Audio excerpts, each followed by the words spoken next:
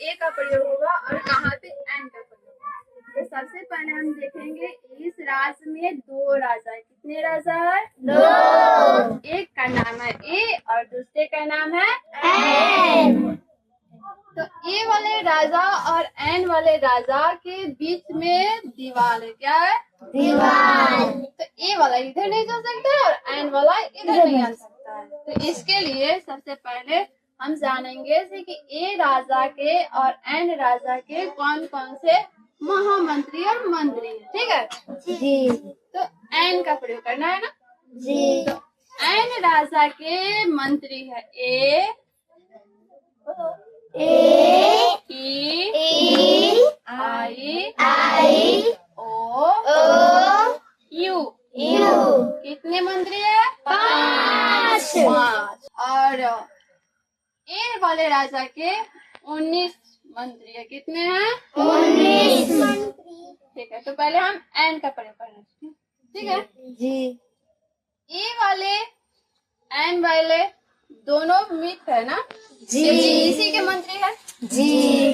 तो ए से जो भी शुरू होगा शब्द यानी कि वर्ड, जैसे एंड हुआ जी। इसका फर्स्ट लेटर क्या है? ए।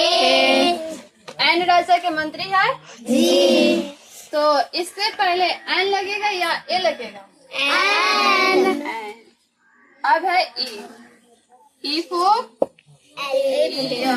ईयर। तो ई बताओ, ई क्या कौन से राजा के मंत्री है?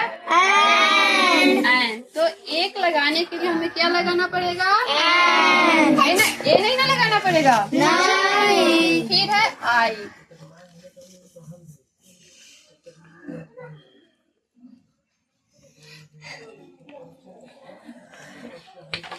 इंक पॉट किसके राजा के मंत्री है? एन। तो इससे पहले क्या लगेगा? एन। O for N. तो ओ कौन से राजा के मंत्री है? एन। तो क्या लगेगा? एन। अब है यू फॉर अम्ब्रेला।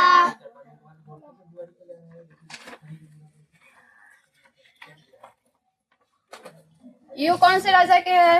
एन। तो अब समझ में आया से कि किसके बगल में एन लगेगा?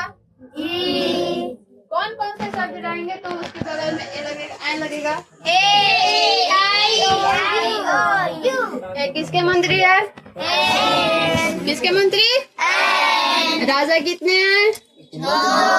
कौन कौन? ए और एन। तो अब बताएगी गोल्डी, ये बताओ कौन से राजा के मंत्री है?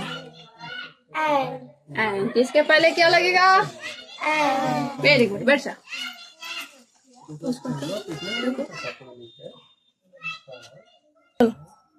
अब बताएगी अमृता, बताओ एरो किस राजा का मंत्री है? एन। तो इससे पहले क्या लगाएंगे? एन।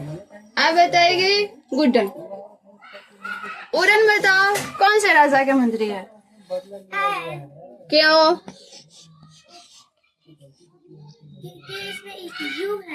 ठीक है वर्षा, अब समझ में आ गया जी।